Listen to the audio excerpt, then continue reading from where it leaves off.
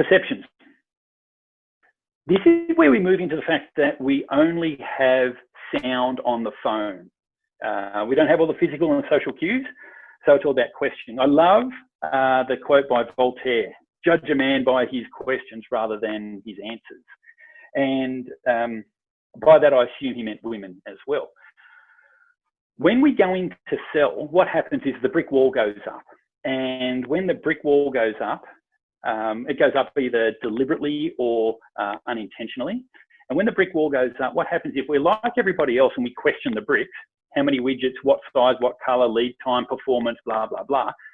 If you ask the same questions as everybody else, you're going to sound like everybody else. What we need to do is question the mortar that hold the bricks together, because that's the weakest part of the wall. And when we can do that, what happens is we can push the wall over and stand in their business. And the reason customers ask for a discount, the reason salespeople offer or want to offer a discount is you haven't differentiated yourself in the market. And that we think, oh, the easiest way to differentiate is by offering a discount. When you ask questions, there's 4 focuses or foci, depending on which level, style of language you wish to subscribe to, that you can focus on. Now, this is so much more than open or closed questions. This is about the level of the language, the point of the person. The level is all about the context, content, the forest of trees, basically. And what stops people going to using this is speed. Salespeople want to get down into the content really quickly so they can offer a solution because they're an expert in what they do. They can see the problem that's coming. Okay, let's just go to the solution. But what happens is if you go to the solution too quickly, you're like a doctor giving a pill for an illness I didn't even know I had. The other problem that can have is if you avoid the context and go straight to the content, you are like the person doing the gold mining who's digging down, can't find anything. And then, well, there's no gold in this area, but the reality is they're 5 degrees off. The language is about psychology and meaning. And what this is about, if you take, just a quick example on how it works, if you take the sentence, I can't buy from you, the way people challenge that is, oh, why not? Or if you've done one of those really bad 1980s sales courses, it'd be, what do you need to see from me so you can? And what happens is when you challenge a sentence like that, what it does is it enables the person saying, I can't buy from you, to reinforce their position. I can't buy from you. Why is that? Oh, well, we've been told not to. How do you come back from that? That's because you're challenging the sentence. What we do in this area is the language is we challenge a word. I can't buy from you. Well, is it you? Do I need to speak to your boss? I can't buy from you. Well, is it me personally? What if I brought in my colleague and she spoke to you? Would that be easier? Could be a personality thing.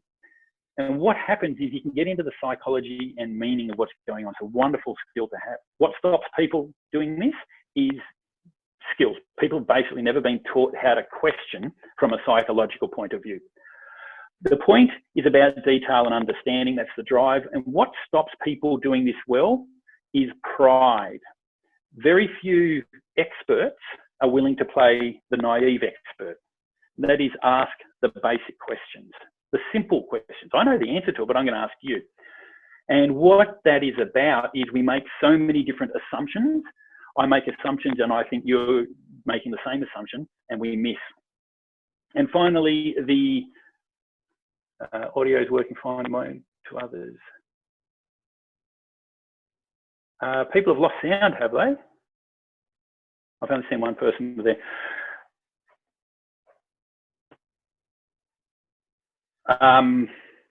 Thank you. Person is finally, do you speak or do you listen? And this is about awareness. When you're going to talk to someone, particularly on the phone, don't talk over them. It's about them, not about you as the salesperson. And what blocks people around this is awareness. People just don't realize they're doing it. And when you're in the office, have a listen to the way people are talking, particularly among guys. It will be one guy talking, another guy talking on a very similar close to topic. They're actually not having a conversation and sharing information. They're just talking about football, saying their own version because they want to make it all about themselves. Awareness stops us doing that. Now, this is a whole day's training program, and that's a brief overview. We're going to focus today on the level. And this is where we flip to this one. So what we've got in the context and the content. This is all big picture. What's going on? What's it about? Now, the main context we've got at the moment is COVID, but there's so many other things that are going on as well. What is that? If you go in straight to content, you're getting straight into the nuts and bolts. And it's like walking in and saying, how are the sales of these widgets going? What's happening if you're going straight down to the detail? What we need to do is to go first to the context. In between these context and content is meaning. And this drives what it is we'll do next. We're not going to touch on that today. We simply don't have the time. So how do we go for contextual questions? Well, the way we do that, you might want to draw this out, or when we get to the end of it, take a photo. There'll be 4 boxes we fill in. The first thing we need to do is go high. And this is about keeping the questions general. What are the issues? What are the concerns? As opposed to, what are the issues around these widgets? What are the concerns that you have about this? We want to keep the questions general in nature, big picture, what's going on. Because when we do that, what they tell us is things that are on their mind. They go high. What are the big issues? Now, I get at the moment they're all going to be around COVID and lack of business. Second thing we want to do is go wide.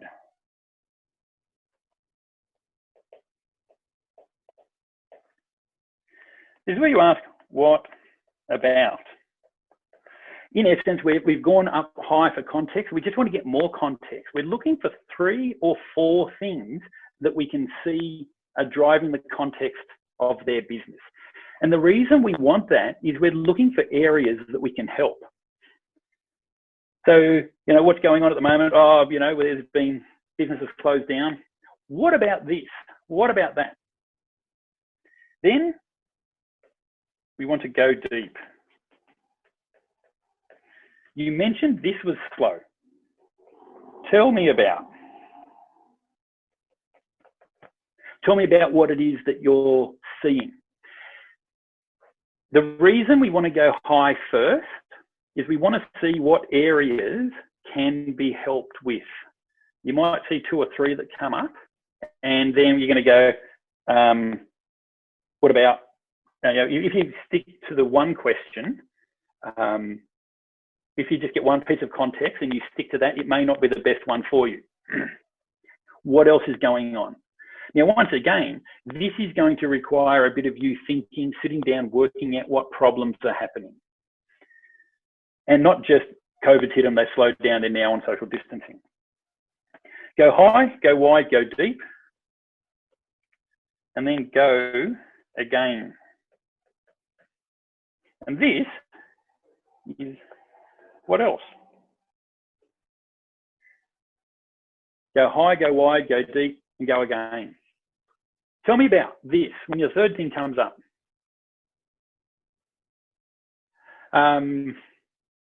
When you do this, what happens is you help your customer, your client, see what is going on in their world.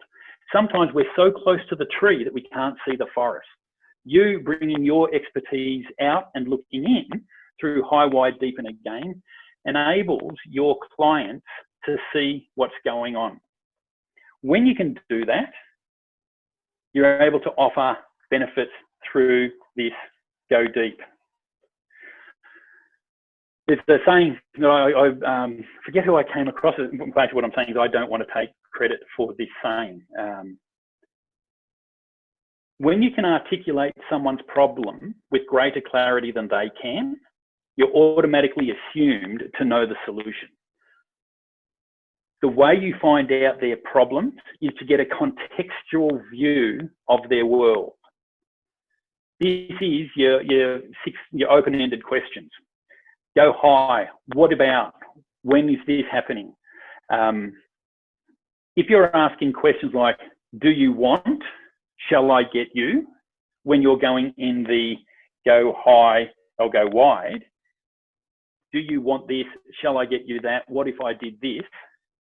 You're actually down here in the tell me about. You're going down into content. We want to keep up in the context to find out what's going on. Then ask them to, can you unpack what you mean by that?